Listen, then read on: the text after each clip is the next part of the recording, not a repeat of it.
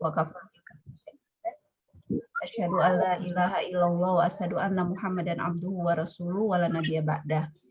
Yang saya hormati Bapak Dekan FITK, yang terhormat Bapak Dr. Haji Lukman Arsad MPD, yang saya hormati Ibu Ketua Prodi PGMI, Ibu Haja Ruya Buhungo MPDI, beserta PLP 2 yang dirahmati Allah. Puji syukur kita panjatkan kehadirat Allah Subhanahu wa taala atas nikmat dan karunia-Nya. Alhamdulillah kita pada hari ini bisa sama-sama mengikuti kegiatan pembukaan PLP 2. Salawat serta salam kepada Nabi Muhammad SAW selaku uswah dan qudwah kita. Semoga kita termasuk orang-orang yang senantiasa mengikuti beliau. Peserta PLP yang dirahmati Allah, marilah kita sama-sama buka kegiatan pada hari ini dengan sama membacakan basmalah. Bismillahirrahmanirrahim. Selanjutnya, untuk lebih menambah berkah dan kegiatan hari ini mendapatkan ridho dari Allah Subhanahu wa taala, kita tunduk sejenak sama-sama melafalkan surah Al-Fatihah. Saya akan pandu langsung. A'udzu billahi minasyaitonir rajim. Bismillahirrahmanirrahim. Alhamdulillahi rabbil alamin. Ar-Rahmanir-Rahim. Maliki yaumiddin. Iyyaka na'budu wa iyyaka nasta'in. Ihdinas siratal mustaqim. Siratal ladzina an'amta 'alaihim ghairil maghdubi 'alaihim waladdallin. Amin. Shadaqallahul adzim wa shadaqal mursalin. Baik, Bapak Ibu calon guru yang dirahmati Allah, kita langsung pada acara kedua, yaitu sambutan langsung dari Bapak Dekan Fakultas Ilmu Tarbiyah dan Kependidikan, sekaligus membuka kegiatan pembekalan PLP 2 pada pagi hari ini. Untuk itu, kepada Bapak Dr. Haji Lukman Arsad MPD, kami persilakan waktu dan tempatnya. Disilakan, Pak. Assalamualaikum warahmatullahi wabarakatuh. Waalaikumsalam warahmatullahi wabarakatuh. Alhamdulillahirrahmanirrahim. Salatu wassalamu ala asrofil anbiya wal mursalin wa ala alihi wa sahbihi ajma'in, amma ba'd. Man salaka tariqan yaltamisu bihi ilman sahalallahu lahu tariqan ilal jannah. Yang saya hormati Ibu Kaprodi, Ibu Haja Rawiyah Buhungo MPDI, yang saya hormati Ibu Sekpro, Ibu Haja Asriati Najabudin atau MPD, yang saya hormati calon guru, kata Ibu Asriati tadi, Bapak Ibu calon guru. Amin dulu.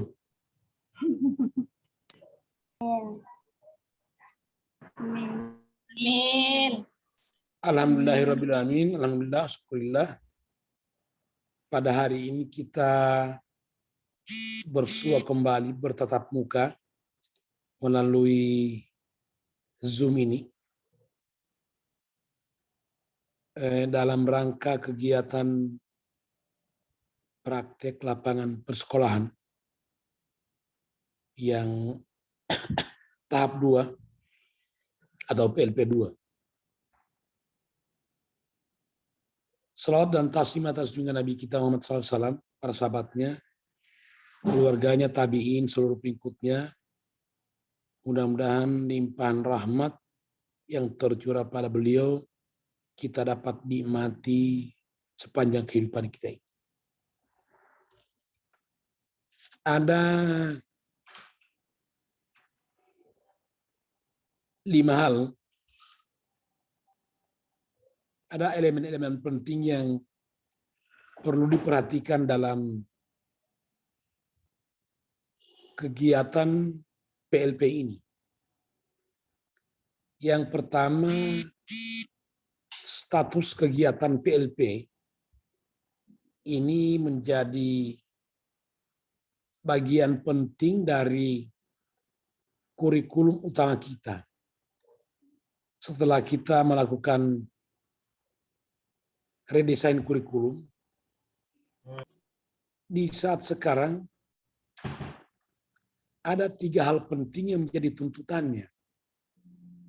Yang pertama, tuntutan dari kurikulum, apalagi sekarang sudah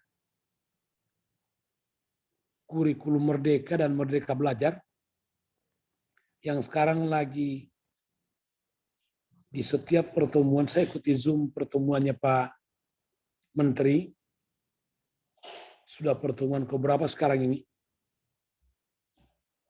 karena memang tuntutannya adalah tuntutan pasar kehidupan, pasar pekerjaan, di mana kita dilatih mandiri, kita dilatih untuk kritis, inovatif dan kreatif, serta berdaya saing.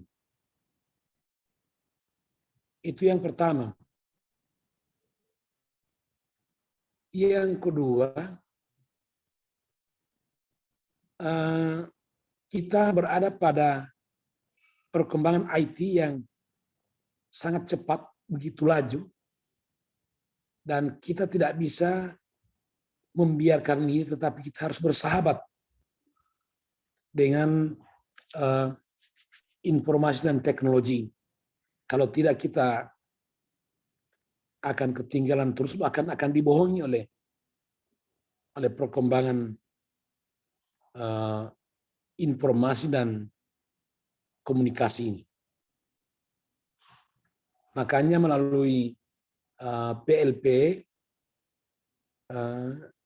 belajar banyak tentang bagaimana praktek lapangan persekolahan. Yang ketiga adalah tuntutan profesi. Pendidikan prodi PGMI harus bersaing mendapatkan bagaimana mendapatkan kompetensi keilmuan yang sebanyak-banyaknya. Tazawwadu fa inna khaira zadi taqwa. Berbekallah, dan memang sebaik bekal itu adalah taat kepada prinsip. Itu makanya sesuai dengan redesign kurikulum dan sekarang kurikulum Merdeka dan Merdeka Belajar, lalu perkembangan iptek yang tidak bisa lagi di arus yang begitu cepat, dan ketiga itu adalah tuntutan profesi. Oke, ini yang kaitannya dengan status kegiatan PLP. Dia setelah PLP 1, PLP 2 apa? Yang berikut tentu Ibu Kaprodi, Ibu Sekprop harus menyiapkan tata tertib yang mengatur tentang PLP ini. Ada pedomannya yang harus ditaati. Kalau tidak, bekerja dari rumah, belajar dari rumah itu seperti apa sih? Di beberapa tempat sekarang sudah belajar tatap muka. Kemudian yang ketiga adalah prosedur pelaksanaannya. Sehingga itu di dalam prosedur pelaksanaan ada apa yang pertama adalah bagaimana merencanakan kegiatan ini. Tentu PLP bagi PGM itu harus melakukan studi awal atau observasi pengamatan terhadap lapangan yang persekolahan yang akan dijalani nanti. Maka uraian rinci harus ada laporannya, laporan perharian diiringi dengan dokumentasi kegiatan apa yang ada apa checklistnya di uraian tugas ini. Kemudian yang terakhir adalah waktu dan lokasi pelaksanaan. Tentu pimpinan prodi jurusan sudah menyiapkan hal ini semua. Oleh karenanya saya kira berjalan pada koridor ini yang akan dilaksanakan oleh panitia maupun pelaksana dari pimpinan jurusan itu sendiri. Saya kira saya selaku pimpinan fakultas mengucapkan terima kasih banyak atas pelaksanaan kegiatan ini dan mudah-mudahan berjalan lancar. Tak lupa protokol kesehatan yang beberapa hal itu, menjaga jarak, menggunakan masker, dan selalu berada pada kebersihan itu sendiri. Ucapan terima kasih kepada adik-adik semua calon guru yang hadir pada Zoom ini. Ada 61 orang semuanya. Ini sangat maksimal dan pencapaian itu yang harus kita tempuh dengan sebaik-baiknya. Saya kira ini yang dapat saya sampaikan dan permohonan maaf jika dalam kegiatan ini ada hal-hal yang kurang, mohon dimaafkan. Saya baru ini keluar suara kemarin di Ramatama, saya tidak bisa ikut karena suara so hilang. Kata Ibu Hajar Rabia itu, begitu Pak calon rektor. Semua hilang suara. Masya Allah. Insya Allah sehat-sehat selalu, Pak. Makin salah Ibu Asri. Ya, saya kira ini sekaligus dengan materi yang saya sampaikan ini dan dengan mengucapkan basmalah, Bismillahirrahmanirrahim. Acara kegiatan pelaksanaan PLP 2 saya buka dengan resmi. Bismillahirrahmanirrahim. Assalamualaikum warahmatullahi wabarakatuh. Waalaikumsalam. Waalaikumsalam warahmatullahi wabarakatuh. Saya mohon maaf meninggalkan Zoom-nya. Iya Pak. Oh iya Pak, makasih Pak. Sudah membersamai kita. Makasih Pak. Disilakan Pak kalau ingin meninggalkan Zoom.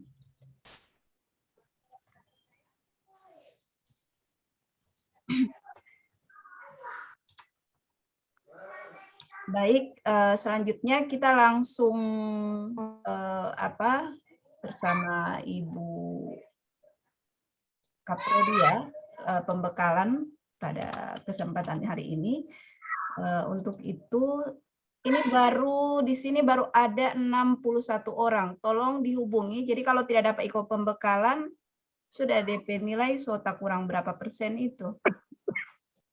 Tolong dulu dihubungi. Bu, Muhammad Sahrul tidak ada jaringan, Bu. Tadi batelpon. Ada di mana dia, So? Masih di kampungnya, Bu. Kalau tidak ada jaringan kan bisa ke kampung sebelah atau apa.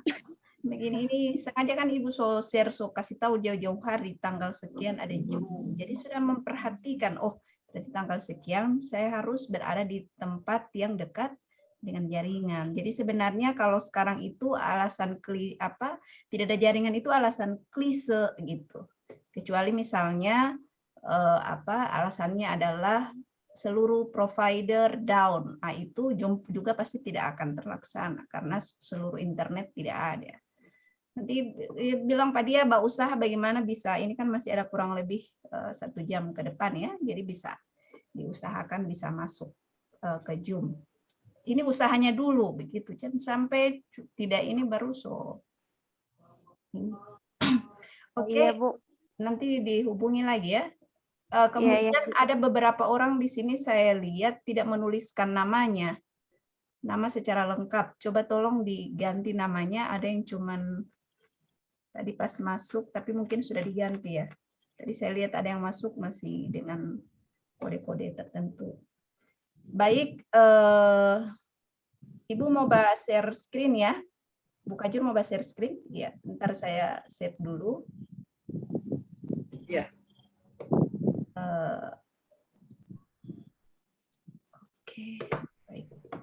Baik, selanjutnya kita masuk pada agenda inti, yaitu pembekalan oleh Ibu Kaprodi. Waktu dan tempat disilahkan. Silakan, Bu. Baik, terima kasih Ibu Sekpro, Ibu Asriati Najamuddin. Bismillahirrahmanirrahim. Assalamualaikum warahmatullahi wabarakatuh. Waalaikumsalam warahmatullahi wabarakatuh. Hormati Ibu Sekpro, Ibu Asriati, saudara-saudara sekalian, calon guru, Bapak Ibu guru yang hadir pada hari ini yang saya banggakan dan baik. Puji syukur kita panjatkan kehadirat Allah Subhanahu wa taala atas karunia yang diberikan kepada kita. Alhamdulillah pada hari ini kita sudah sampai pada pelaksanaan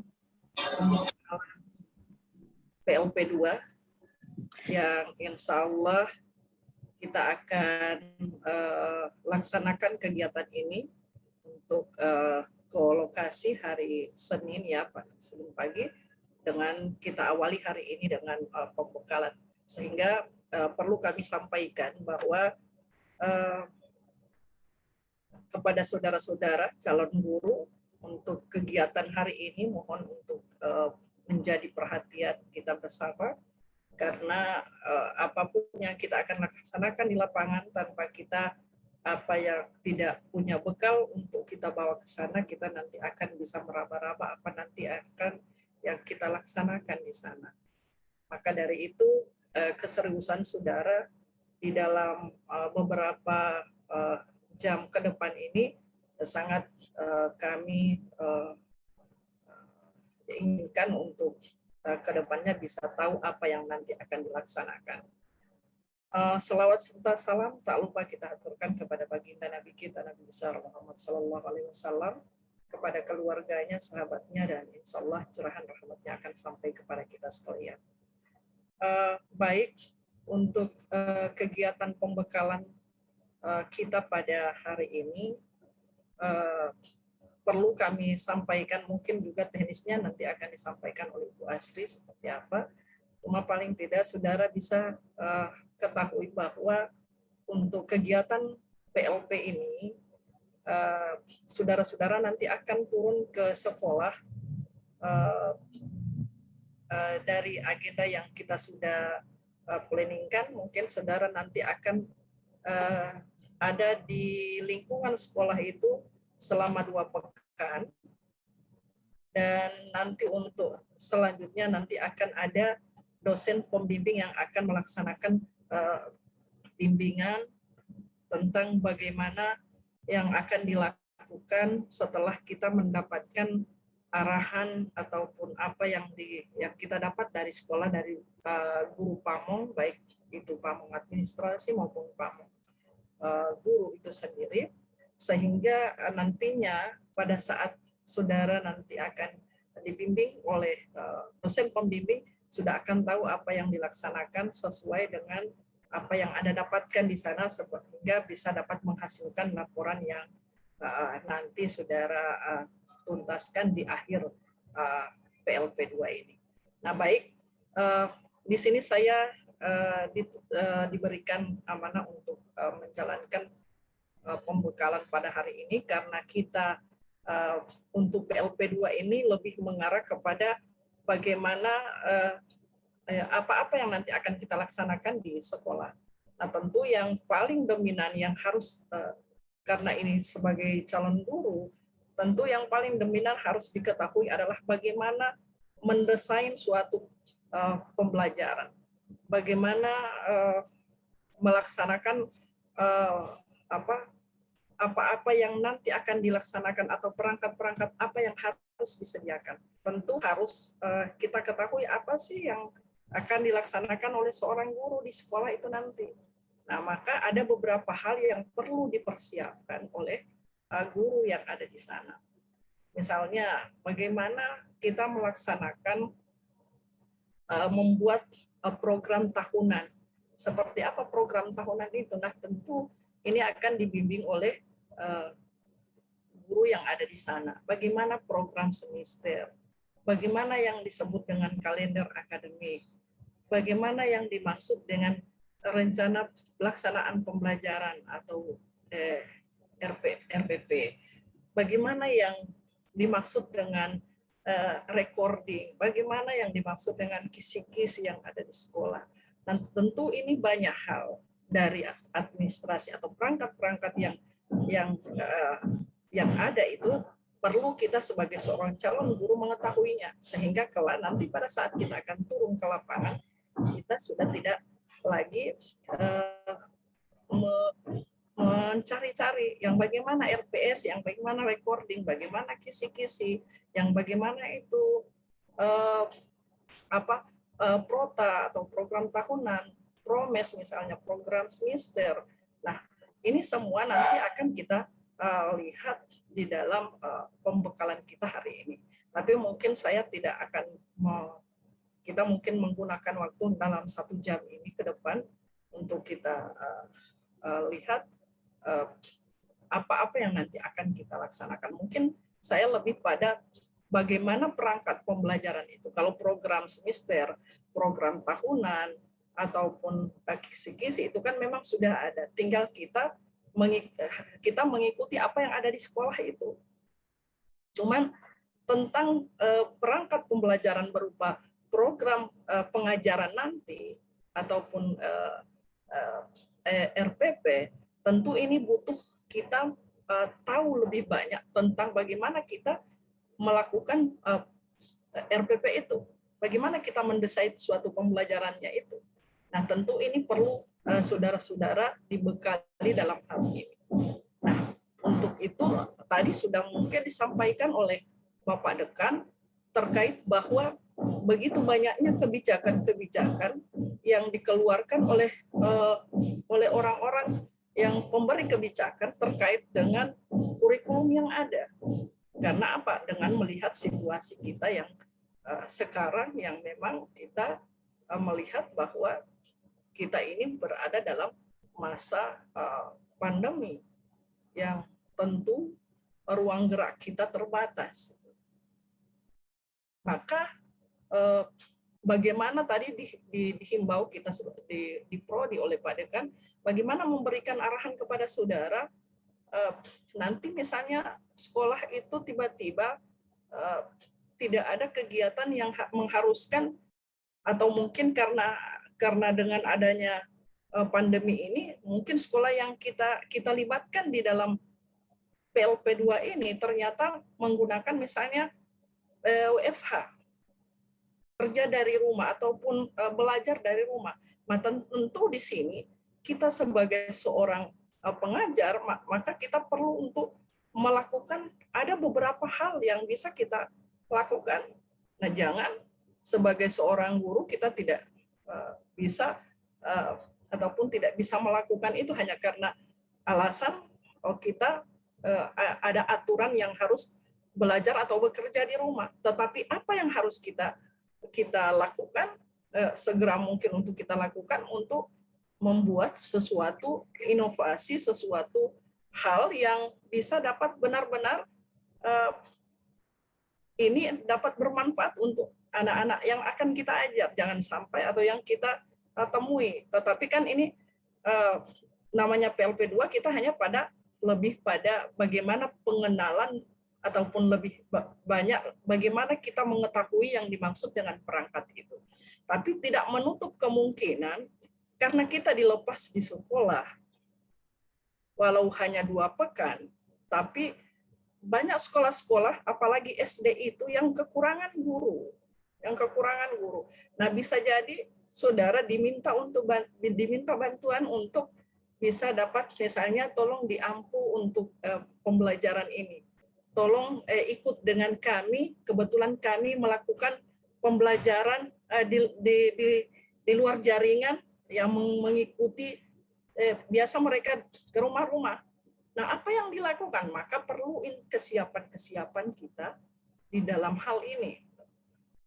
Sebagai seorang guru, kita tidak bisa punya alasan bahwa ini tidak bisa.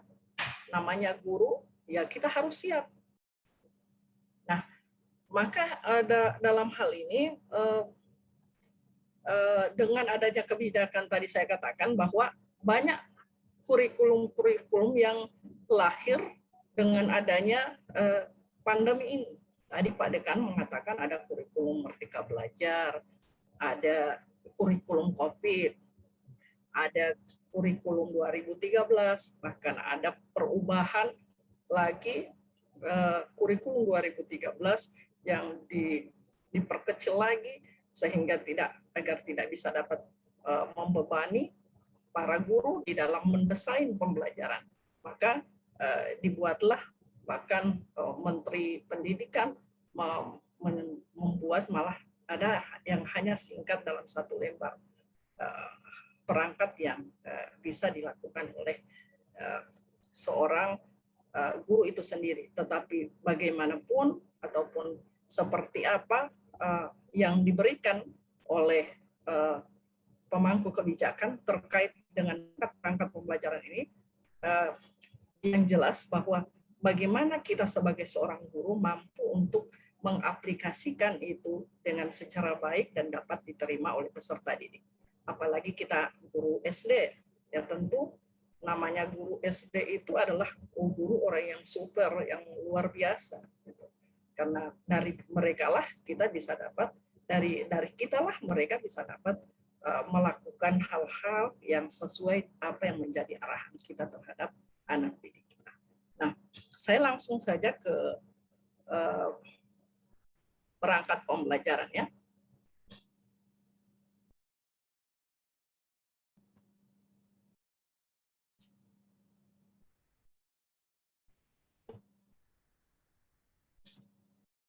Baik, karena ini kita lebih pada bisa dilihat Ibu Asri ya?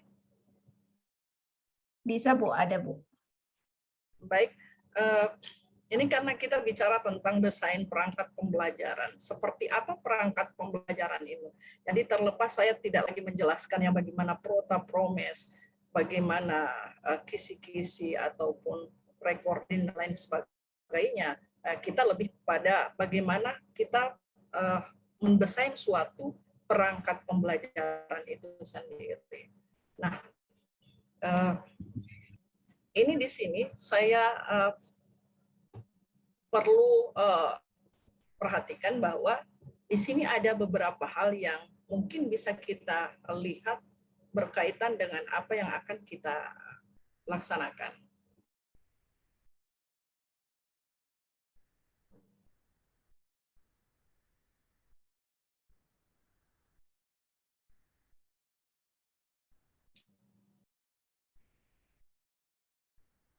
Ini ada 2 hal yang mungkin perlu kita perhatikan di dalam gambar ini.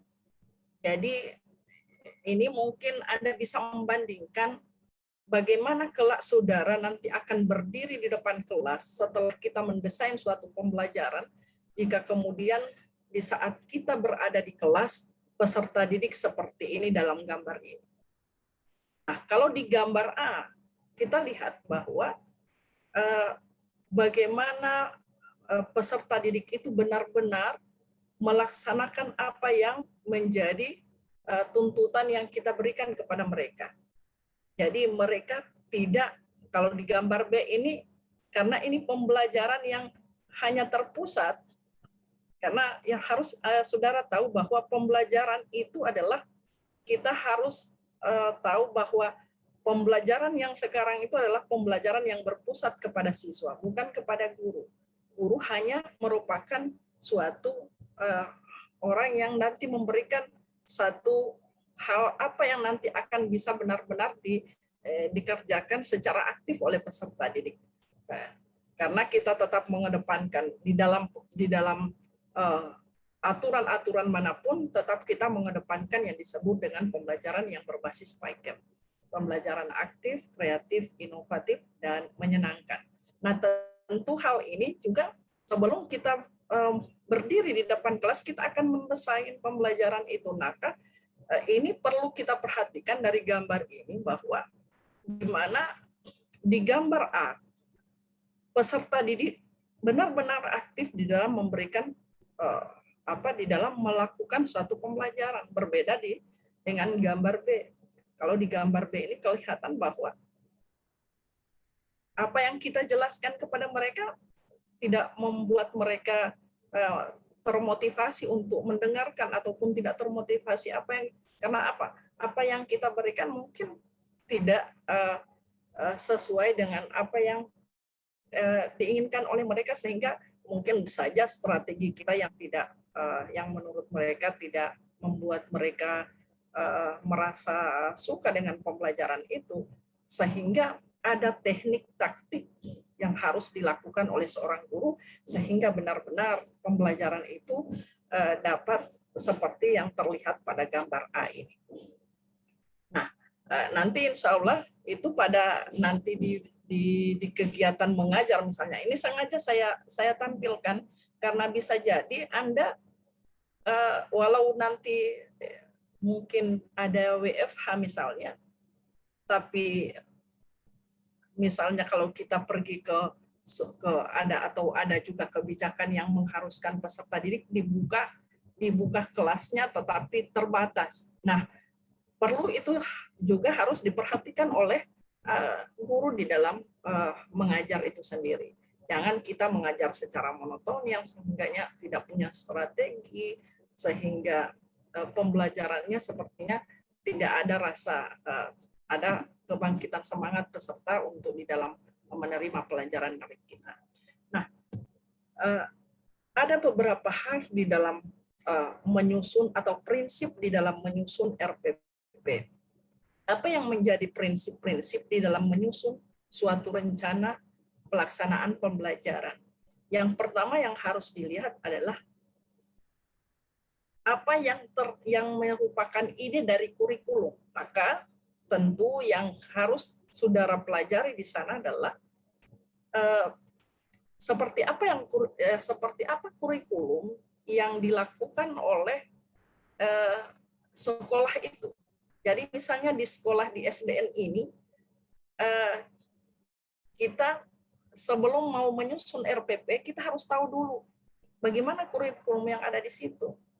Tadi Pak Dekan bilang bisa jadi ada kurikulum yang berbeda antara kurikulum sekolah yang ini dengan sekolah yang ini. Karena dengan adanya pandemi ini, masing-masing sekolah itu biasa memberikan kebijakan sesuai dengan kondisi sekolah di mana dia mengajar, di mana dia berada. Maka yang harus dilihat di dalam penyusunan RPP itu adalah bagaimana guru menerjemahkan ide kurikulum yang ada di sekolah. Jadi tidak serta-merta kita menyusunnya, tetapi harus kita dalami dulu kurikulum yang di sana seperti apa. Yang kedua adalah dikembangkan guru sesuai dengan silabus. Jadi di samping kita mengetahui kurikulumnya, kurikulum kan sudah ada. Maka yang kita lihat juga adalah ketersesuaian silabus dengan kondisi di mana kita melaksanakan pendidikannya. Jadi kita harus lihat juga bagaimana silabus itu dan bagaimana kondisi peserta didik yang ada di sana. Misalnya, peserta didiknya di sana kegiatannya, misalnya pembelajarannya hanya dari rumah, maka bagaimana saya mendesain pembelajaran itu? Gitu. Maka seperti apa? Maka perangkat yang harus saya siapkan, misalnya seperti itu. Yang selanjutnya adalah mendorong partisipasi aktif dari peserta didik. Jadi di dalam menyusun sebuah perangkat pembelajaran, satu RPP, mendesain suatu RPP, maka yang harus diperhatikan partisipasi aktif dari peserta didik. Misalnya, Ibu kan sekarang pandemi, biasanya peserta didik itu banyak sekali yang misalnya pembelajarannya yang misalnya melalui daring, melalui jejaring. Misalnya kayak kasus yang tadi, ada yang tidak masuk katanya jaringan. Loh, kita ini mahasiswa kok masa persoalan jaringan saja jadi masalah. Kalau memang benar-benar mau ingin mengetahui tentang, mau ingin mendalami ilmu itu, tentu kita akan mencari di mana bisanya saya dapat. Bisa dapat untuk bisa connect dengan materi hari ini. Sehingga bisa dapat di ini. Jangan sami'na wa ata'na di saat sudah tidak ada di lokasinya, ya tidak mau mencari di mana tempat untuk bisa dapat melaksanakan itu. Nah, sebagai seorang guru tentu ini perlu diperhatikan. Jadi bukan cuma peserta didik yang kita dorong untuk proaktif di dalam pembelajaran, tetapi bagaimana juga kita sebagai seorang guru. Nah, disitulah yang saya katakan bahwa disinilah yang kita bisa lihat bahwa calon-calon guru sudah akan dilihat, oh ini benar-benar bahwa dia adalah calon guru yang nanti untuk bisa dapat diperhatikan. Nah, kalau tadi saja hanya alasan persoalan jaringan, kalau guru sudah saja begitu alasannya, bagaimana dengan peserta didiknya nanti? Maka jangan kita mendorong partisipasi aktif peserta didik kita sendiri, guru yang tidak bisa dapat melakukan hal yang terbaik untuk peserta didiknya. Makanya di dalam prinsip penyusunan RPP juga saya menekankan kepada saudara sebagai seorang pengajar, calon guru, bagaimana juga kita bisa dapat mendisiplinkan diri kita untuk dapat benar-benar bahwa jangan anggap bahwa cuma PLP 2 jangan menganggap itu. Kita kalau sudah namanya turun ke lapangan, tentu kita sudah siap bahwa saya adalah guru. Saya bukan lagi mahasiswa kalau sudah berada di area sekolah. Kalau kita sudah diantar oleh pembimbing, berarti kita adalah orang yang diamanatkan, diberikan tugas menjadi sebagai orang yang selalu digugu oleh peserta didik kita. Maka bagaimana memberikan dorongan kepada mereka sedangkan kita juga tidak berpartisipasi aktif di dalamnya. Maka ini juga sebagai satu himbauan terkait dengan nantinya saudara akan turun ke lapangan di dalam memberikan hal-hal yang terbaik yang tentu bukan cuma untuk diri kita tetapi juga untuk alma mater kita. Jadi saya kembali kepada prinsip penyusunan RPP yang ketiga adalah bagaimana mendorong partisipasi aktif peserta didik. Jadi partisipasi aktif peserta didik itu bagaimana kita memberikan dorongan kepada mereka. Hilangkan misalnya jangan pandemi, oke, pandemi ini tapi belajar tetap harus ada. Itu kita berikan motivasi kepada mereka sehingga ini benar-benar bisa dapat pembelajaran yang kita berikan kepada mereka bermakna bagi mereka. Prinsip yang selanjutnya di dalam penyusunan RPP adalah proses pembelajaran yang dirancang yang benar-benar dia terpusat pada peserta didik. Tadi saudara mungkin sudah lihat bagaimana gambar yang tadi. Jadi istilah di dalam kurikulum Kurtilas itu, kurikulum 2013, bahwa peserta didik itu diibaratkan seperti orang yang kehausan dan dia mencari apa yang akan, jadi kita hanya memfasilitasi saja. Memfasilitasi saja apa? Misalnya dia haus, dia akan mencari dan di mana yang dia mencari air yang ya, tapi bagaimana caranya? Maka dia akan ada guru yang akan memberikan rancangan itu. Nah, itulah proses di dalam bagaimana kita merancang suatu pembelajaran itu benar-benar terpusat kepada mereka. Istilahnya bahwa jangan guru itu semacam orang yang misalnya peserta didik itu orang yang haus dan dia akan mencari di mana dia bisa dapatkan airnya. Nah, disitulah kita bisa dapat merancang suatu pembelajaran yang benar-benar mereka benar-benar mencari, menggali, sehingga nanti kita akan bicara kepada nanti ada strategi sebenarnya kita cuma ini nanti lebih panjang lagi kita akan membahas tentang bagaimana teknik, bagaimana taktik, bagaimana pendekatan, bagaimana metode model pembelajarannya sehingga benar-benar pembelajaran itu kita rancang terpusat kepada peserta didik. Tetapi paling tidak saudara ketahui bahwa peserta didik itu jangan kita sebagai guru karena kita mungkin menganggap kita adalah orang yang lebih dari mereka, maka kita selalu kita beri dia, kita suapi dia sehingga dia tidak lagi bergerak untuk mencari di mana yang dia bisa dapatkan suatu hal yang bermakna untuk dia. Jadi yang harus kita rancang adalah benar-benar proses pembelajarannya itu terpusat kepada dia. Jangan kita istilahnya menganggap kita adalah orang yang orang yang otoriter buat mereka. Jadi di saat kita masuk di kelas dan kita menganggap kelas itu adalah milik kita, nah semua gayanya kita yang mengendalikan kelas itu, padahal tidak seperti itu.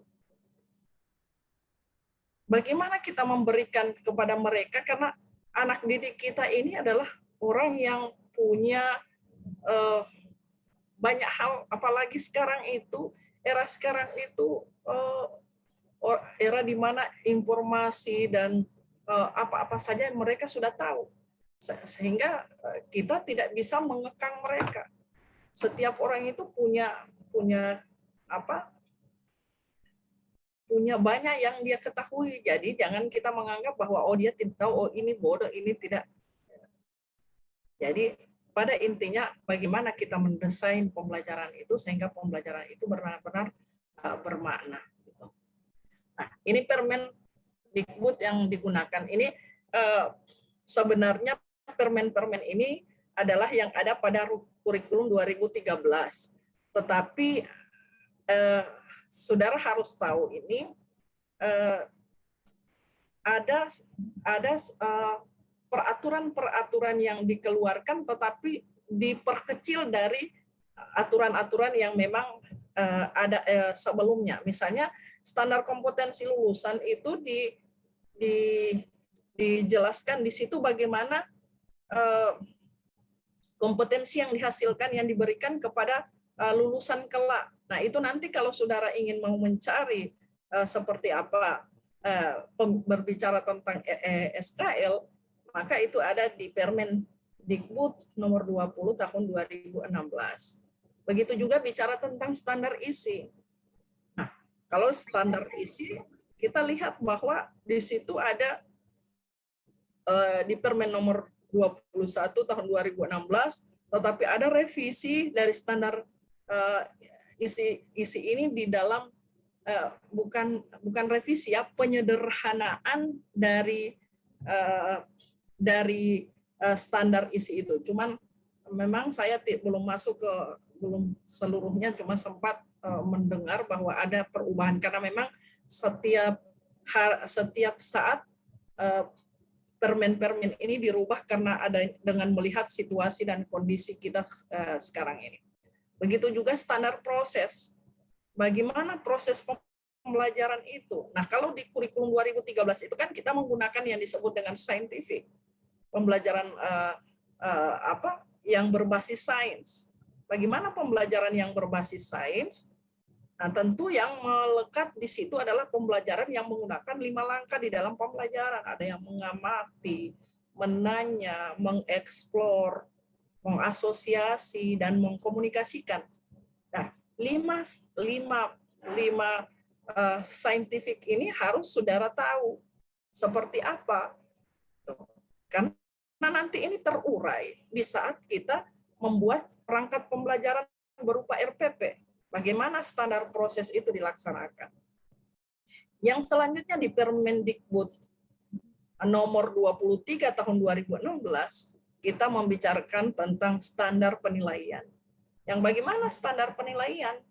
Nah, standar penilaian itu sudah ada dibuatkan aturan tersendiri di mana kalau untuk kurikulum 2013 dia mengedepankan yang disebut dengan penilaian autentik. Penilaian autentik itu adalah penilaian yang benar-benar adalah sesuatu yang dinilai adalah sesuatu yang nyata. Namanya saja autentik. Gitu. Nah, itu juga harus kita dalami seperti apa penilaian yang dimaksud di dalam standar penilaian autentik itu. Dan yang terakhir adalah ada yang disebut dengan kompetensi dasar dan kompetensi inti. Yang bagaimana kompetensi dasar dan kompetensi inti di kurikulum 2013? Saya mungkin lebih banyak mengarah kepada kurtilas ya. Penjelasan saya ini lebih pada kurtilas. Karena apa? Di semua sekolah itu, walau ada kebijakan-kebijakan kurikulum yang diberikan, pada intinya tetap mengacu kepada yang disebut dengan kurikulum 2013 itu. Hanya saja ada desainnya saja, ada saja penyederhanaan dari setiap kurikulum itu yang dengan melihat masing-masing wilayah di mana kita tempati atau melihat sekolah-sekolah yang kita tempati. Gitu. Jadi tidak harus mengikuti apa yang ada di dalam kurikulum. Jadi ada kompetensi dasar dan ada kompetensi inti. Nah, ini semua sebenarnya sudah ada, baik pendidikan agama Islam maupun tematik untuk SD. Jadi semua sudah ada bukunya. Mau bicara tentang standar apa yang diberikan itu sudah ada KI-nya, sudah ada KD-nya. Tinggal kita bagaimana meramu KD dan KI itu di dalam kita mendesain suatu RPP. Gitu. Misalnya dengan tema ini yang kita angkat, dengan berapa KD dan seperti apa itu KI-nya. Jadi nanti akan saudara bisa nanti di lapangan akan bisa dapat melihat langsung yang bagaimana kompetensi dasar, bagaimana kompetensi inti, yang bagaimana kurikulum yang ada yang di dalamnya memuat tentang SKL, standar isi, standar proses, standar penilaian, termasuk kompetensi dasar dan kompetensi inti. Nah, ini ada beberapa lampiran yang sempat saya angkat di sini di dalam permen juga, yang di mana di situ mengacu untuk lampiran 1A itu kerangka dasar dan struktur kurikulum SDMI. Lampiran 1C, 1B dan C itu KD dan KI. Nah, nanti ini bisa Anda share, langsung bisa Anda lihat juga di Google, itu banyak sekali di website atau di mana. Anda bisa dapat melihat yang bagaimana Permendikbud yang digunakan untuk kurikulum SDMI. Jadi kalau lampiran tentang kerangka dasar dan struktur kurikulum ataupun KIKD, kalau KIKD itu sudah ada perubahannya, yakni nomor 24 tahun 2016 ada permen yang diganti, dan di lampiran 2 itu ada silabus mata pelajaran. Jadi sebenarnya gampang sekali kita sebagai guru untuk merancang sebuah perangkat pembelajaran karena semua itu sudah ada pada kurikulum. Tinggal kita sebenarnya meng-copy paste apa yang sudah ada di kurikulum. Jadi silabus mata pelajarannya sudah ada di situ di lampiran 2 di Permen nomor 57 tahun 2016 tentang silabus mata pelajaran. Jadi nanti Anda mungkin bisa catat ini dan Anda lihat-lihat. Nah, ada juga di lampiran 3, jadi ada pembelajaran pendidikan mata pelajaran agama dan tematik. Nah, itu sudah ada bukunya. Jadi ada buku tematik, ada buku agama yang sudah memang disiapkan oleh sekolah itu. Cuma tinggal kita menyesuaikan dengan silabusnya, menyesuaikan dengan struktur kurikulumnya, apa yang dimaksud pada kompetensi dasar di setiap mata pelajaran yang kita akan rancang. Gitu. Jadi ini mungkin bisa dapat diperhatikan. Nah, sekarang kita lihat apa yang nanti akan kita kembangkan di dalam perangkat pembelajaran ini. Apa yang nanti akan kita buat pada saat kita berada di sekolah. Gitu. Nah, beberapa hal yang perlu diperhatikan di dalam perangkat pembelajaran, yang pertama adalah RPP. Bagaimana mendesain RPP? Tadi sudah saya katakan. Nah, kalau kita mengacu pada kurikulum 2013, kita harus tahu bagaimana standar proses pembelajaran yang ada. Nah, standar proses pembelajaran ini, disitulah kita akan bisa dapat melakukan suatu rancangan RPP-nya dengan melihat standar proses yang tersedia yang sudah ada pada kurikulum. Nah, di dalam RPP yang juga kita kembangkan adalah bahan ajarnya. Jadi setelah RPP sementara kita urai, maka kita lihat apa yang kita akan kita berikan kepada peserta didik, bahan ajar apa yang kita, misalnya kalau kita guru SD, tentu yang misalnya, oh iya hari ini adalah tematik tentang apa. Jadi ini yang harus sudah kita siapkan sebelum kita akan berdiri di depan kelas. Jadi ingat, guru itu biar dia itu orang yang sudah istilahnya profesional, tetap apapun itu kita harus siap di dalam segala hal. Saya ingat betul apa yang dikatakan oleh guru saya, bahwa jika kita berdiri di suatu mimbar tanpa persiapan, maka tentu kita akan turun dari mimbar tanpa penghormatan. Begitu juga kita sebagai guru, kalau kita tanpa persiapan di dalam kita berdiri depan kelas, maka tentu ini kita nanti acak-acakan. Jangan menganggap anak SD itu tidak tahu apa-apa. Tidak ada lagi istilah sekarang,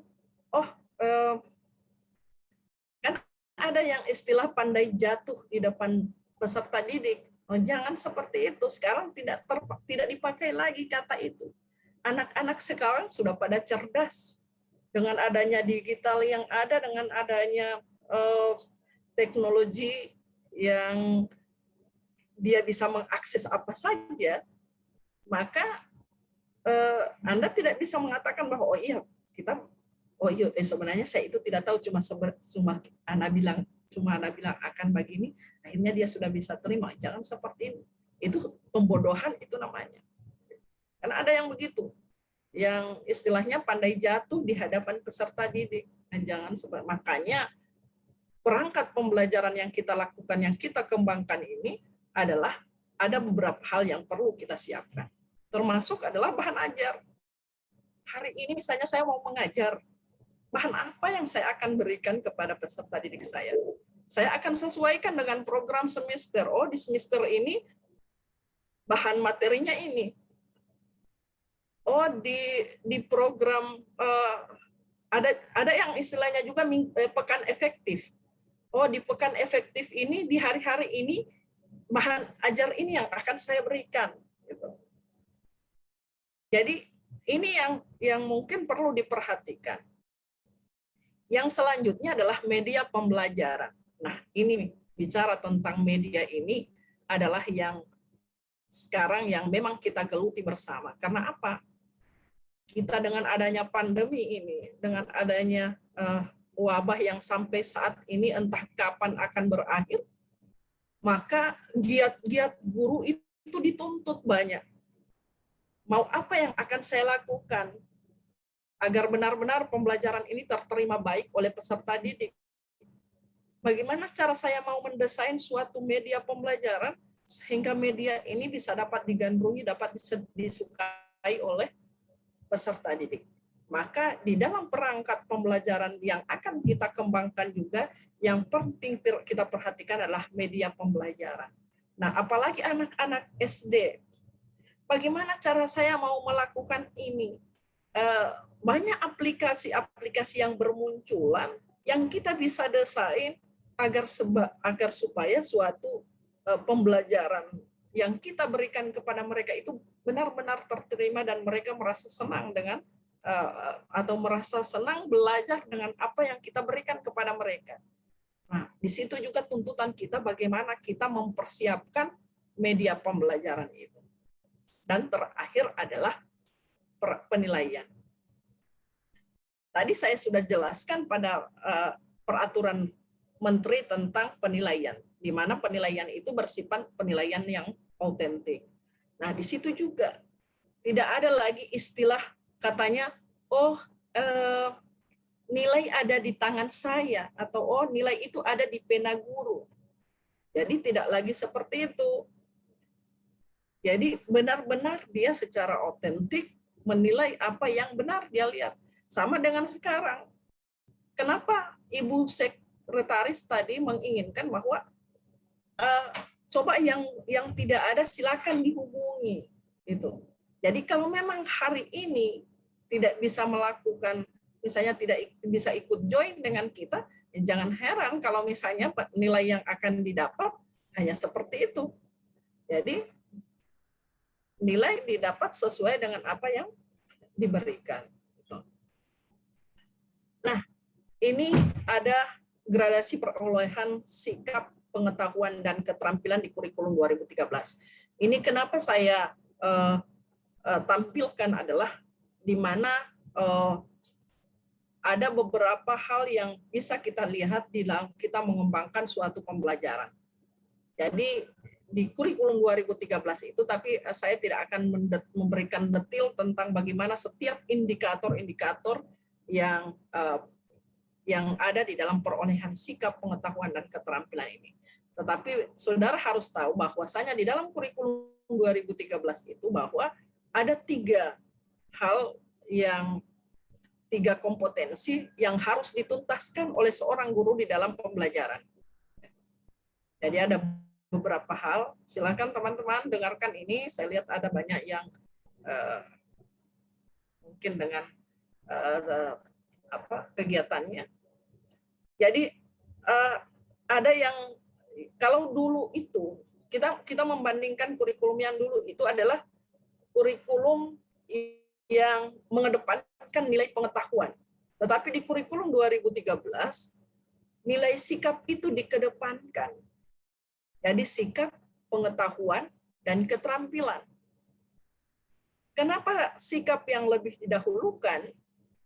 Karena apa?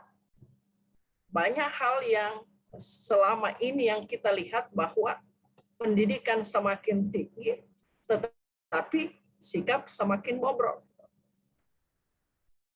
Jadi itu perbedaan antara kurikulum 2013 dengan kurikulum yang lama. Kalau dulu kurikulum lama itu atau yang disebut dengan KTSP, kurikulum tingkat satuan pendidikan, itu yang duluan dikedepankan itu adalah pengetahuan. Kenapa demikian? Karena dulu hasil riset mengatakan bahwa Indonesia itu di bawah pengetahuannya, sehingga digenjot untuk mereka bisa pintar, mereka harus dapat nilai 100, seakan-akan di kompetisi, sehingga kenapa ada yang mendapat juara. Nah sekarang dengan adanya kurikulum baru tidak ada, semua adalah sang juara. Jadi kita memberikan motivasi kepada peserta didik, kepada anak-anak SD itu, bahwa semua adalah sang juara, semua adalah bisa dapat meraih apa yang diinginkan. Tetapi sikap yang lebih diutamakan. Kalau sikap, makanya di pendidikan agama itu, di buku agama itu pasti Anda lihat ada tertulis di situ buku pendidikan agama Islam dan budi pekerti. Karena apa? Memang kurikulum 2013 mengedepankan nilai sikap. Kalau dulu pengetahuan, tapi sekarang bukan kita mengabaikan pengetahuan, tetapi dengan sikap, dengan akhlak yang baik, dengan budi pekerti yang baik, maka akan lahir pengetahuan yang kita inginkan. Nah, ini ada beberapa komponen-komponen RPP. Jadi mungkin saudara bisa akan lihat seperti apa yang masuk di dalam komponen RPP itu yang nanti akan kita rancang. Jadi komponen RPP itu kalau di Permen 22 itu dia ada 13 ya. 13. Jadi yang pertama adalah kita menuliskan identitas sekolah, yaitu nama satuan pendidikan. Jadi misalnya sekolah apa? Sekolah SDN 7 Limboto. Jadi nama identitas sekolah yang pertama itu yang kita tulis di dalam kita merancang sebuah RPP. Yang kedua identitas mata pelajaran. Mau tema atau subtemanya apa? Misalnya identitas mata pelajaran tema tentang lingkunganku. Subtemanya apa? Misalnya subtemanya hidup bersih dan apa misalnya begitu. Yang ketiga adalah kelas. Jadi kelas 3 semester, misalnya semester 1. Materi pokoknya apa? Jadi materi pokok kita masukkan itu adalah bisa kita mengurai sedikit ringkas tentang materi yang kita akan belajarkan, misalnya identitas mata pelajaran, misalnya subtema yang kita buat adalah lingkunganku, maka di bagian ketiga kita akan menuliskan materi pokok itu apa. Misalnya materi pokok tentang yang tadi itu kebersihan lingkungan.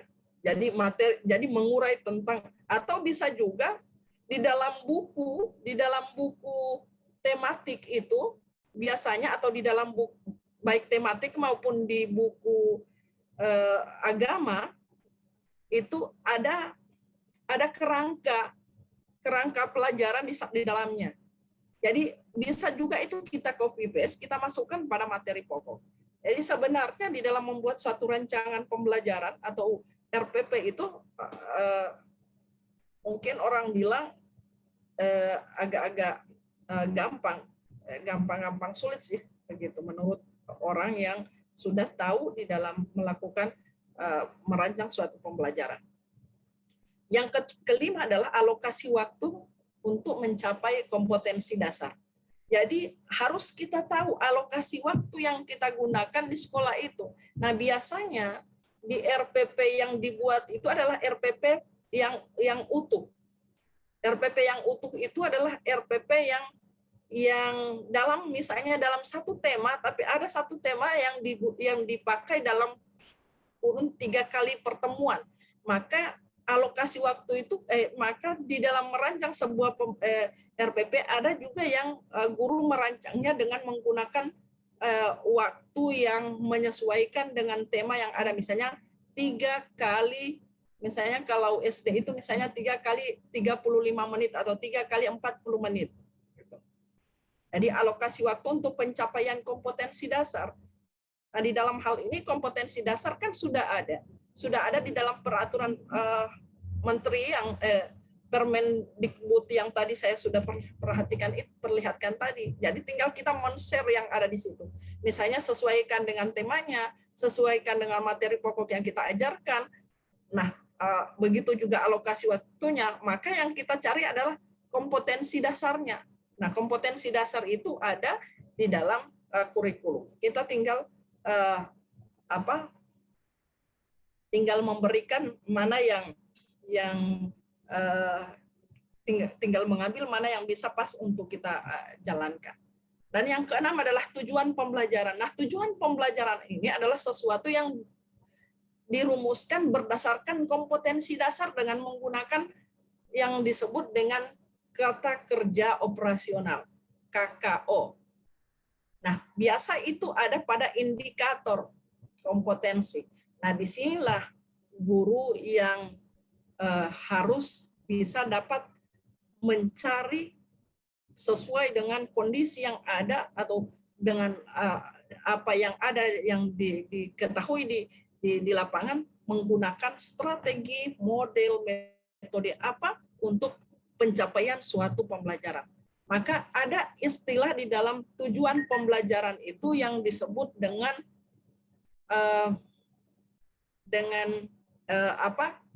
ABCD, Audience, Behavior, Condition, and Degree. Jadi bagaimana tujuan pembelajaran itu bisa dapat merumuskan yang disebut dengan ABCD tadi. Audience itu siapa? Misalnya peserta didik. Behavior, kemampuannya seperti apa. Jadi di dalam tujuan pembelajaran itu kita menggunakan misalnya peserta didik dengan model pembelajar, misalnya dengan metode, misalnya metode ceramah atau dengan strategi card sort, peserta didik diharapkan mampu. Jadi itu yang dimaksud dengan tujuan pembelajaran. Tetapi harus yang dilihat adalah, yang kita amati adalah apa-apa yang bisa kita, kata-kata kerja yang kita berikan adalah, apalagi anak SD, harus diketahui benar, yang bisa dapat diukur, yang dapat mencakup nilai sikap, pengetahuan, dan keterampilan. Gitu. Jadi jangan sampai anak yang masih SD kita suruh minta peserta didik dapat mampu menganalisis. Nah, ini tingkatan kalau dalam Bloom itu dia sudah masuk C6. Ketidakmampuan anak SD dengan menganalisa yang kita minta. Gitu. Maka itu juga penting untuk diperhatikan di dalam kita mendesain suatu perangkat pembelajaran. Nah, yang ketujuh adalah kompetensi dasar dan indikator pencapaian kompetensi.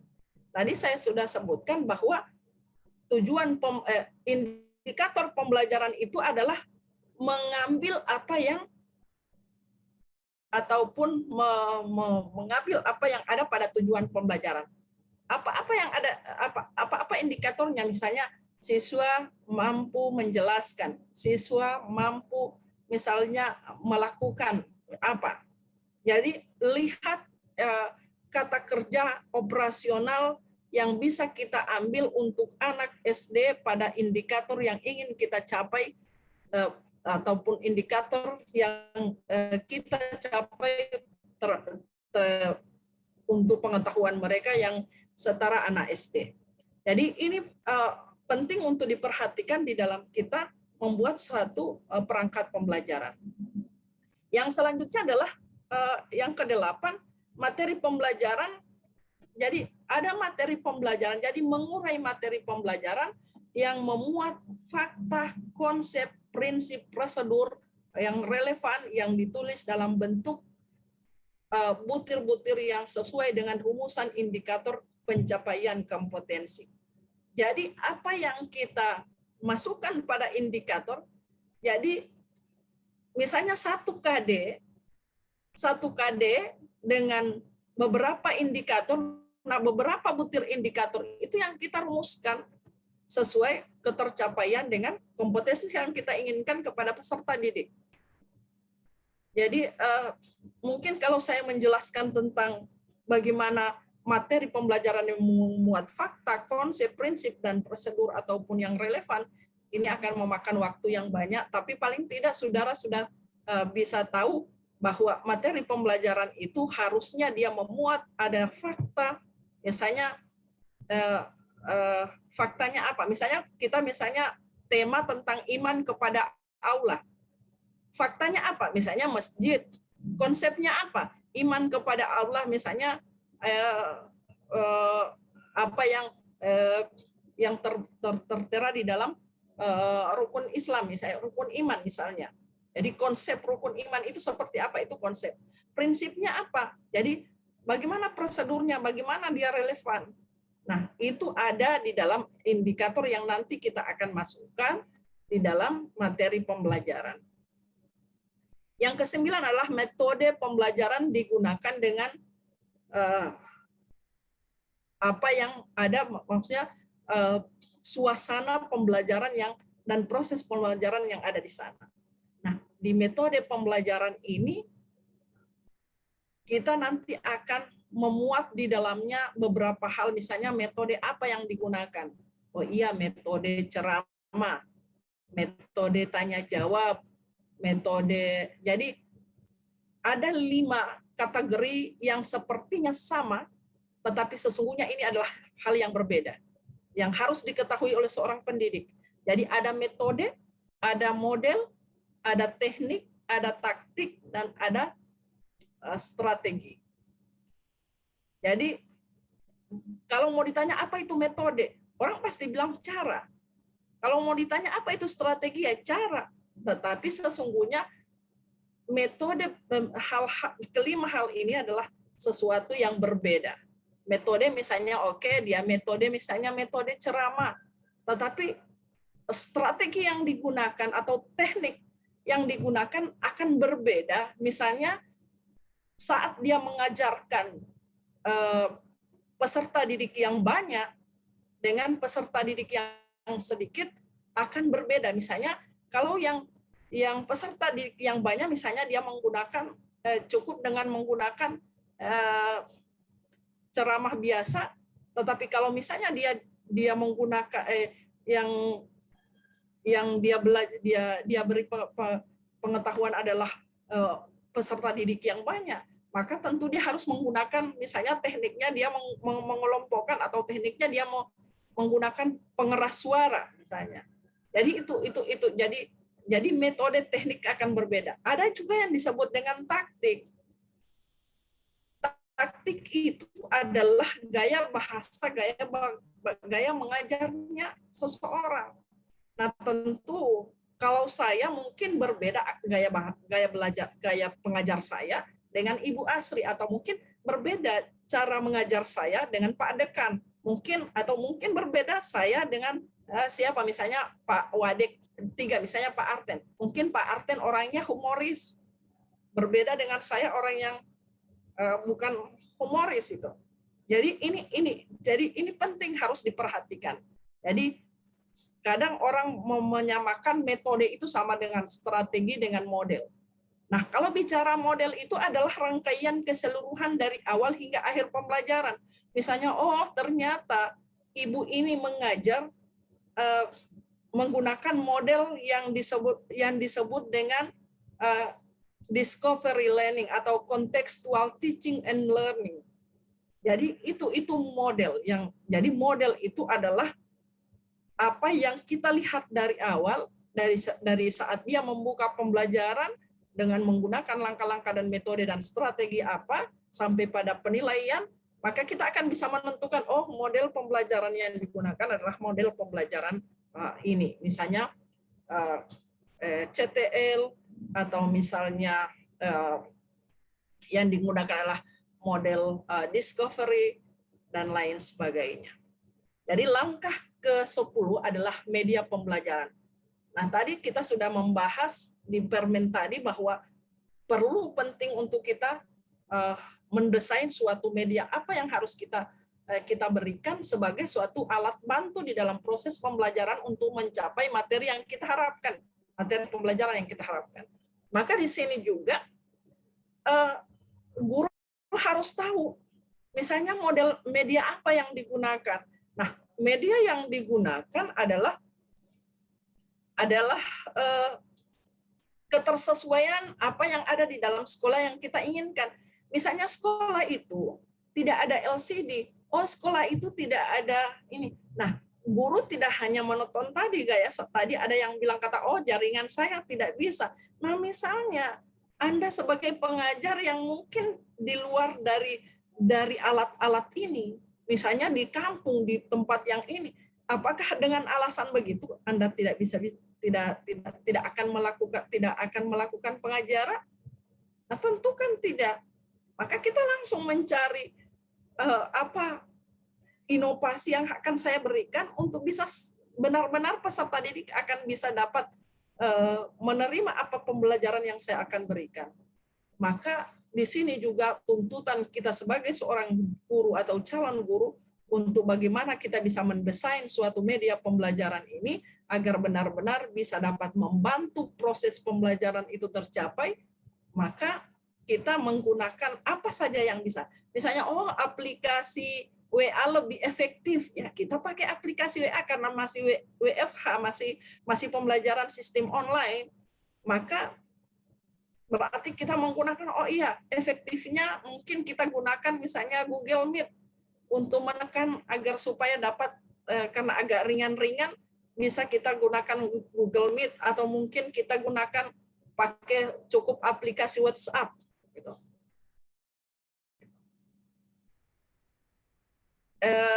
Tolong jangan di ini video kameranya, supaya jangan saya hanya bicara sendiri di sini.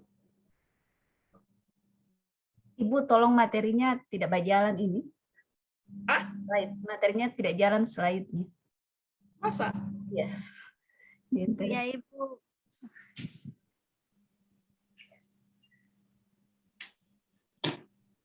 Ada, saya coba stop dulu ya, nanti saya kasih. Iya, iya.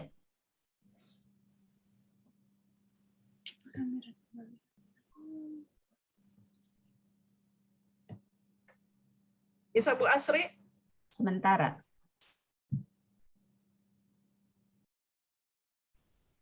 Ya, oke. Ini ada. Jadi media pembelajaran, kita lihat bahwa kita bagaimana merancang suatu media itu benar-benar media itu bisa dapat diterima oleh oleh peserta didik kita kan. Kalau biasanya kita misalnya dengan adanya pandemi ini, maka semua sepertinya harus lewat media. Nah, harusnya juga mungkin sudah mendapatkan mata kuliah tentang media pembelajaran, sekedar media yang visual, tapi ada juga yang non visual. Tapi lebih efektifnya dengan adanya pandemi ini, kita lebih banyak menggunakan media, misalnya alat-alat yang secara online bisa dapat diterima oleh peserta. Nah, tadi saya sudah katakan bahwa misalnya efektifnya kita misalnya dengan menggunakan WhatsApp, ya kita menggunakan, tetapi bagaimana cara kita mendesainnya. Nah, biasanya SD itu ada aplikasi yang digunakan untuk membuat suatu misalnya pembelajaran itu melalui video. Nah, ini kan membantu sekali untuk kita sebagai guru untuk merancang suatu pembelajaran melalui video, tetapi video itu benar-benar kita buat untuk dapat memotivasi mereka sehingga mereka juga merasa senang, merasa gairah untuk mau mengikuti pembelajaran melalui video itu luar biasa. Jadi ini juga mungkin perlu diperhatikan untuk langkah yang ke-10. Langkah yang ke-11 dalam hal merancang sebuah pembelajaran RPP, yakni adalah sumber belajar. Jadi untuk kurikulum 2013 ini kan kita sudah ada buku. Sudah ada buku yang tersedia di sekolah masing-masing. Jadi tinggal kita memanfaatkan buku itu, sumber belajarnya itu. Jadi, tapi misalnya, ini bukunya yang disediakan ini, tetapi dengan melihat misalnya kondisi situasi yang ada, buku ini sepertinya masih perlu untuk kita mencari lagi yang lain. Maka kita mungkin bisa mengambil sumber-sumber yang lain yang bisa relevan dengan apa yang kita ajarkan kepada mereka. Jadi di samping buku ada media cetak, media elektronik yang mungkin karena mungkin ada strategi yang kita gunakan, misalnya anak kita diminta untuk coba nanti ditugaskan untuk mencarikan tulisan ini, misalnya dalam bentuk media cetak itu. Atau kita suruh mencari mereka, coba carikan ini kan biasanya anak-anak SD itu banyak sekali yang dirancang oleh gurunya untuk bisa mendapatkan suatu sumber belajar itu, baik itu sumber belajar yang bisa dimanfaatkan maupun sumber belajar yang mudah didapat gitu. Jadi yang penting di dalam hal ini kita di dalam mencari satu sumber belajar itu, sumber belajar yang kita berikan itu adalah atau yang kita dapatkan atau sumber yang lain yang kita ambil itu adalah relevan dengan apa yang kita berikan kepada peserta didik dengan sesuai dengan materi yang kita atau bahan ajar yang kita sampaikan kepada mereka. Dan yang ke-12, langkah ke-12 adalah langkah-langkah ataupun tahapan-tahapan kegiatan yang karena kalau kita menggunakan kurikulum 2013, maka tadi saya sudah sempat menyampaikan bahwa kita menggunakan pembelajaran yang berbasis sains, yakni dengan menggunakan pembelajaran berbasis saintifik yang menggunakan 5 langkah pembelajaran. Jadi ada tahapan inti, ada tahapan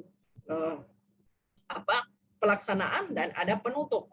Nah, di pendahuluan itu apa yang kita laksanakan di pendahuluan? Jadi misalnya awal kita masuk di kelas itu bagaimana kita bertemu dengan peserta didiknya, bagaimana kita menyapa mereka, memberikan penguatan kepada mereka, memberikan misalnya pretest, atau bagaimana kita memberikan motivasi mereka di awal mereka untuk menerima pembelajaran dengan kita, atau bagaimana kita membuka dari awal misalnya dengan menyapa, berdoa bersama agar supaya berkah pembelajarannya.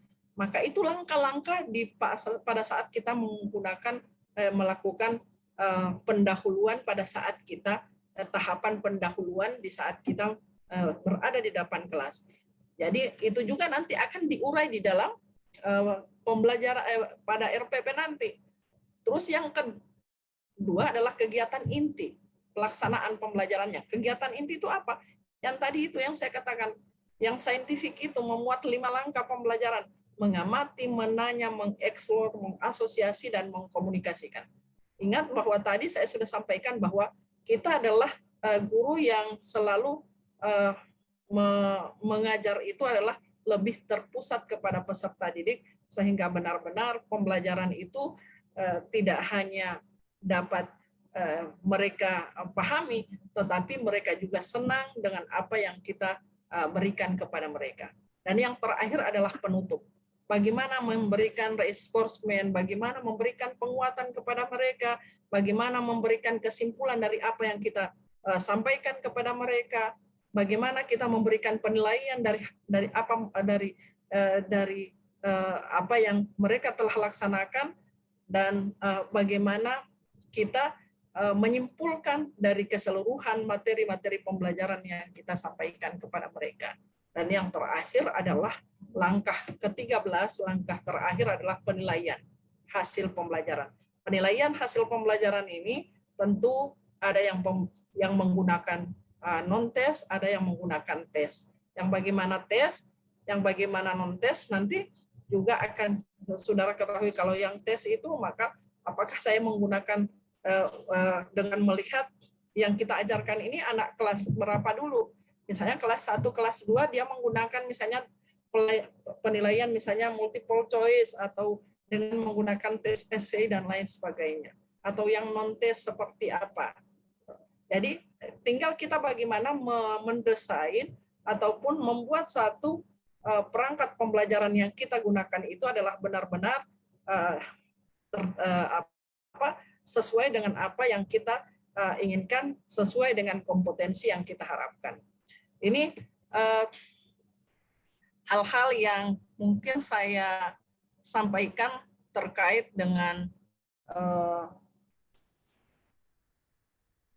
kegiatan kita pada hari ini.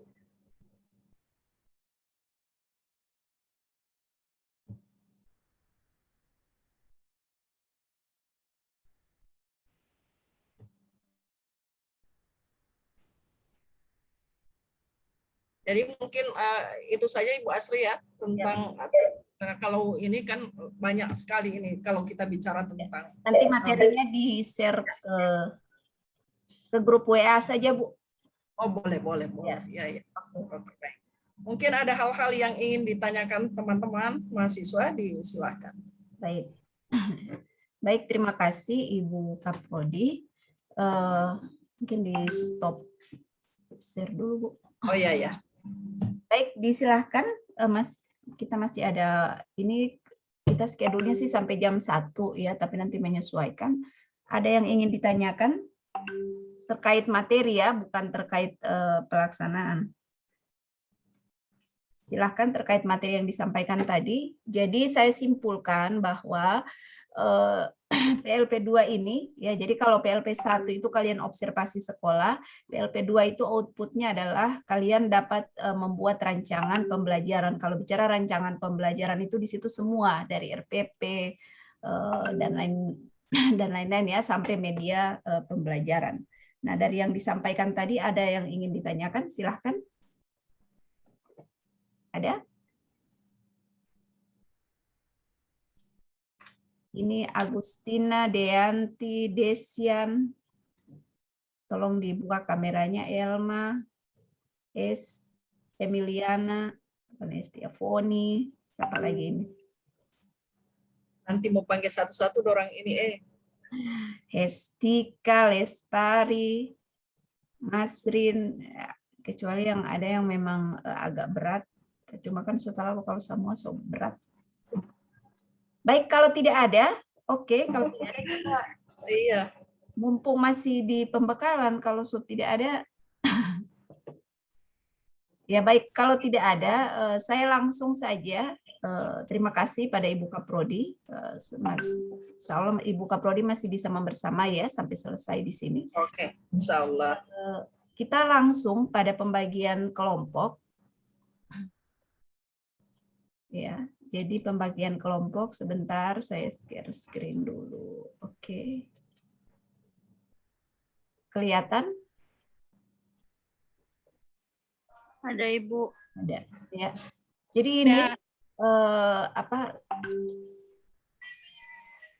pembagian kelompok ada sedikit perubahan karena kemarin ada yang satu orang baru masuk.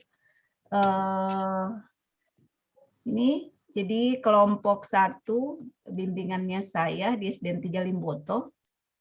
Nanti masing-masing kelompok menunjuk koordinator kelompoknya ya. Koordinator kelompoknya. Kemudian Ibu Amalia di SDN 21 Limboto. Kemudian Ibu Rawia ini di 2 sekolah ya. Jadi ada SDN 4 dengan SDN berapa lagi nanti sebentar. Lalu Ibu Johra di SDN 11, Ibu Karmila di SDN 2 ya. Kemudian SDN 9 Ibu Febri. Kemudian SDN 7 masih dengan Ibu Rawia. Terus Ibu Miftahul Diana SDN 15. Ibu Lamsike Min 2 dan Pak Mujahid Damopoli SDIT Lukmanul Hakim.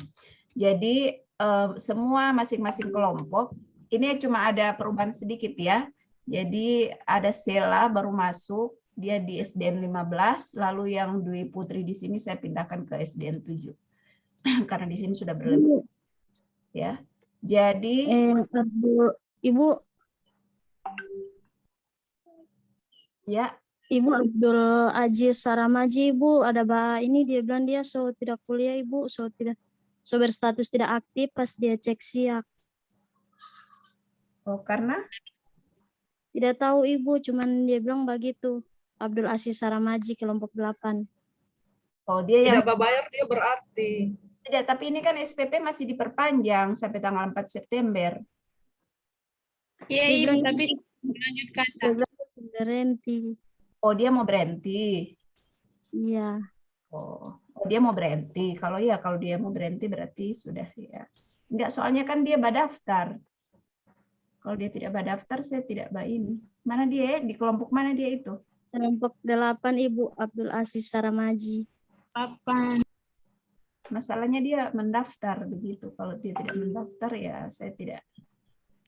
Oke. Dia lagi Saramaji ya.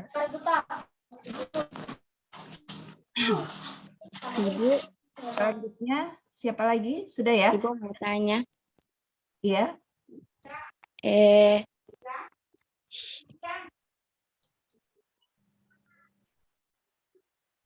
Siapa yang bertanya?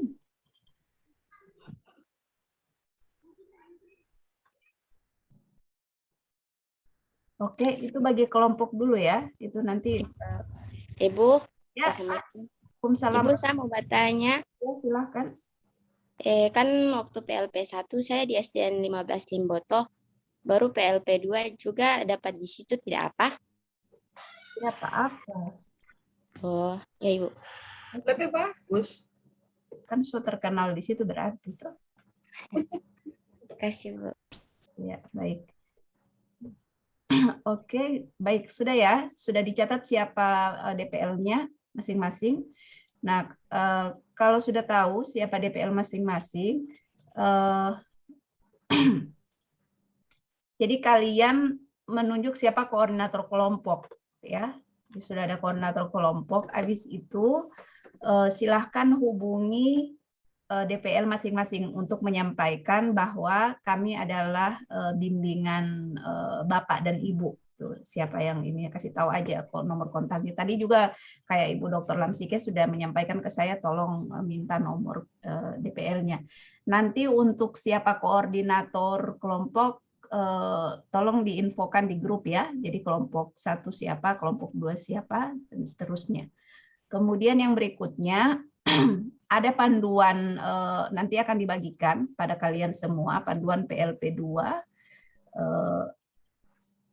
Itu kalian selama kurang lebih 2 pekan di sekolah, ya 2 pekan di sekolah.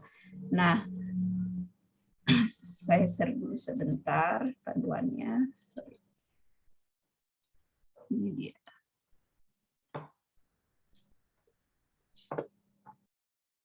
Ya, jadi jelas.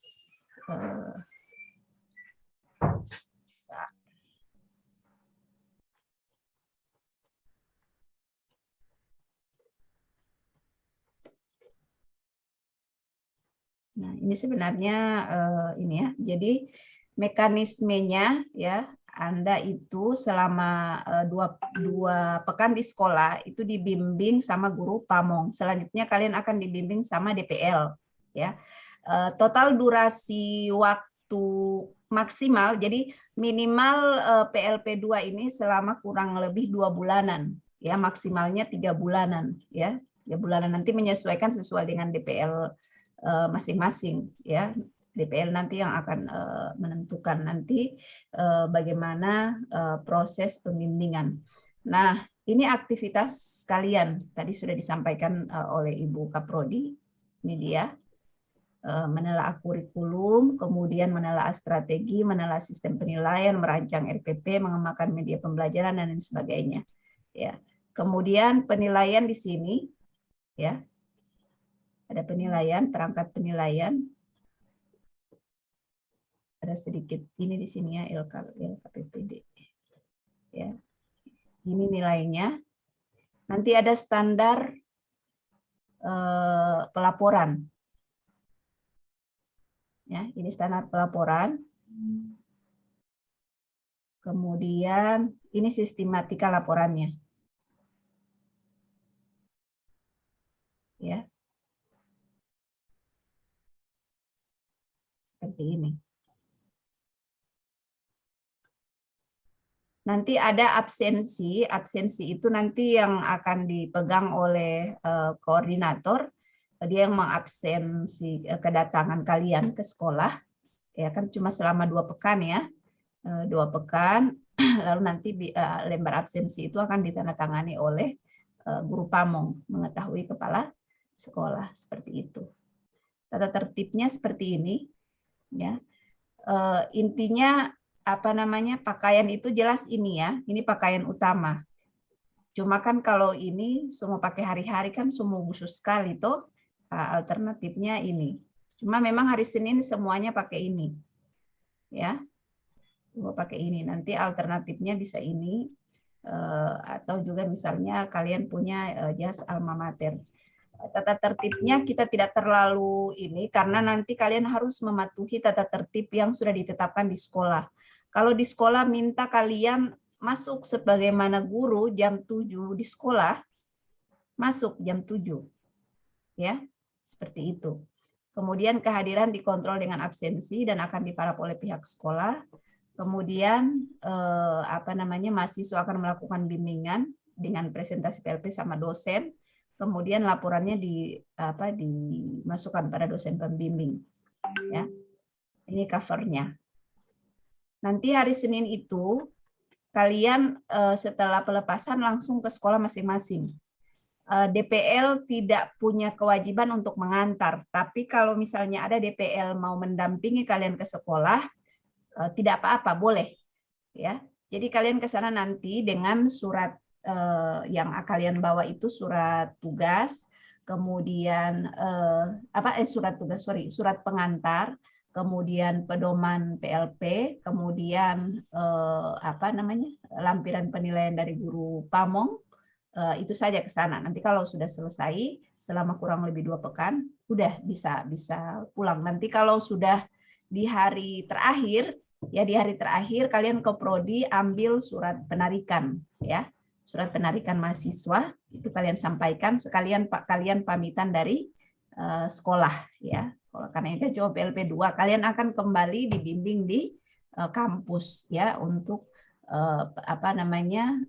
penyusunan perangkat pembelajaran dan lain sebagainya. Ya, sampai di sini ada pertanyaan?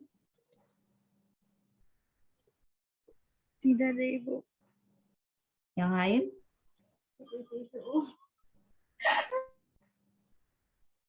Tidak ada? Sudah jelas ya?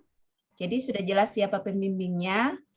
Nanti silahkan kalau bisa kalian supaya memudahkan koordinasi di antara kalian, kan ini beda-beda kelas ya, bikin juga grup-grup sendiri ya masing-masing.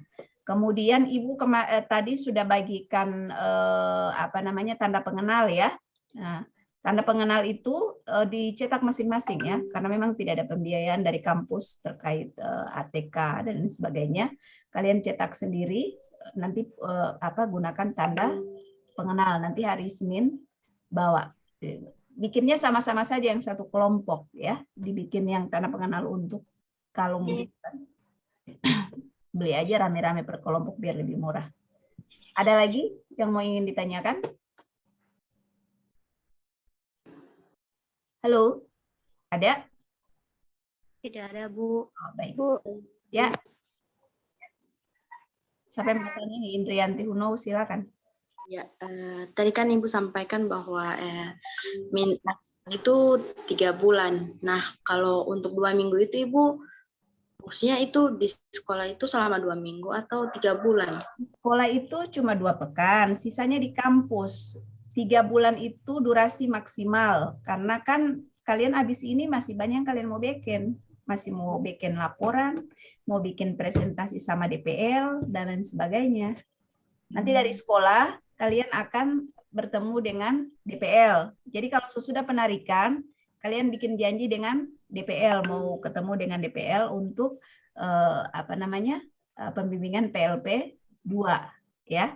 Nanti habis itu setelah ketemu dengan DPL, DPL akan menyampaikan beberapa arahan dan lain sebagainya. Kalian siapkan presentasi dan laporan hasil. Nanti habis itu lagi ketemu lagi untuk presentasi hasil ya. Oke. Ya, Ibu. Paham ya maksudnya ya? Oke. Nanti ketemu dengan DPL itu minimalnya 1 kali. Nanti terserah kalau DPL bikin pertemuannya 2 sampai 5 kali, ya terserah DPL begitu. Ya, itu makanya saya bilang durasi paling maksimal itu selama 3 bulan. Durasi maksimal ya. Durasi maksimal karena kalau misalnya nanti akan disusulkan tenggat waktu juga ke DPL. Ada lagi? Tidak ada ya. Baik, kalau tidak ada, ini juga sudah mau jam 12.00. Kita akhiri saja pembekalan PLP 2 pada hari ini, dan jangan lupa hari Senin jam 8 semua sudah di kampus. Ya. Kita maksimal kalian itu 8:30 itu so pergi di sekolah. 8 semua di kampus, semuanya menggunakan masker, pakai sepatu, pakai tanda pengenal, kemudian sarapan, kemudian usahakan juga kalian sudah tahu ya posisi sekolah yang mau pergi akan, supaya nanti dari kampus kalau bisa besok basurvei ini sekolah di sebelah mana ya DP tampak, oh di sini, supaya hari Senin itu langsung ke sana, tidak lagi baku cari ini kesasar ke kiri, kesasar ke kanan dan sebagainya. Sekolah itu sudah tahu kalian akan datang hari Senin ya. Mereka akan menerima kalian, jadi langsung ke sana ketemu dengan kepala sekolah ya. Oke. Baik, ini tidak ada laki-laki ini. Oh ya, baik Bapak Ibu calon guru, aku perempuan semua ini. Bapak Ibu calon guru, kita akan akhiri pembekalan hari ini, namun sebelumnya kita foto bersama dulu sebentar. Tolong kameranya semuanya dibuka.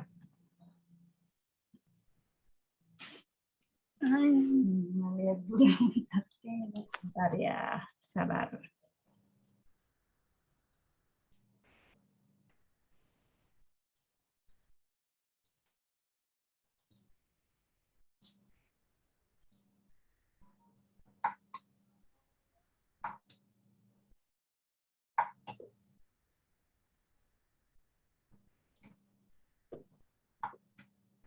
Nah, ini kamera ini.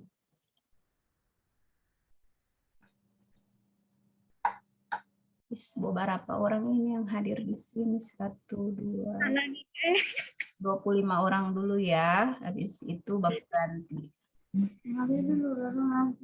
Oke, 1 yang dapat ini ya. 1, 2, sampai yang cuma DP Bungkulo dapat ya, boleh naik sedikit.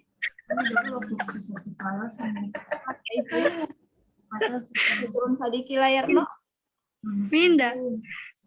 Saya kasih turun kamari supaya mendapat lihat muka. Pindah.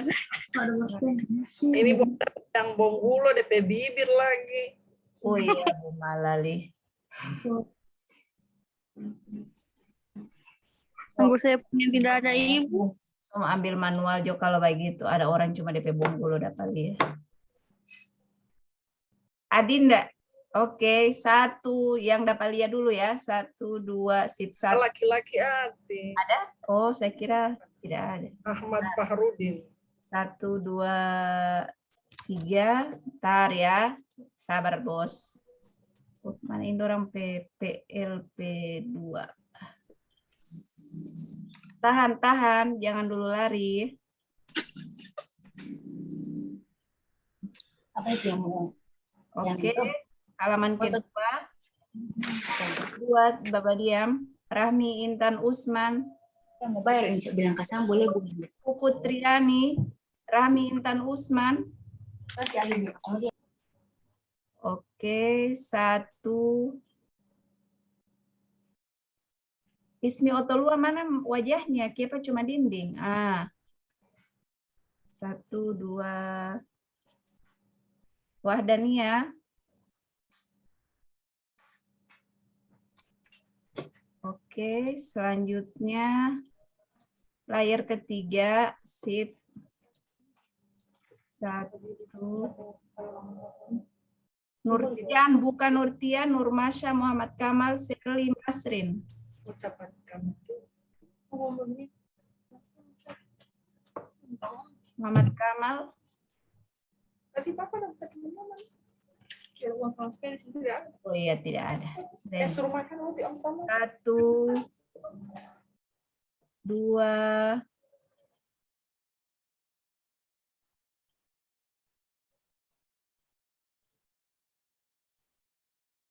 3.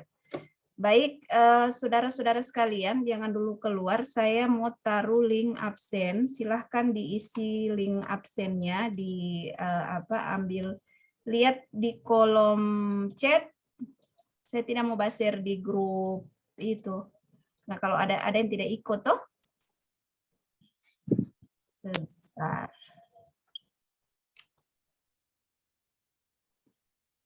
Sudah ada di link absen? Belum, Ibu. Jangan share di grup ya, karena saya cuma ambil data dari sini. Oke, silakan. Di copy saja, simpan pak kalian PWA. Langsung diisi saja, 10 menit lagi absennya sudah ditutup. Baik, saudara-saudara sekalian, demikian. Terima kasih hari ini sudah ada di sini ya, dan kita akan ketemu hari Senin di kampus. Tolong usahakan semuanya bisa tepat waktu datang dan segera diisi absennya. Saya tutup ya pembekalan hari ini dengan sama-sama membacakan hamdalah.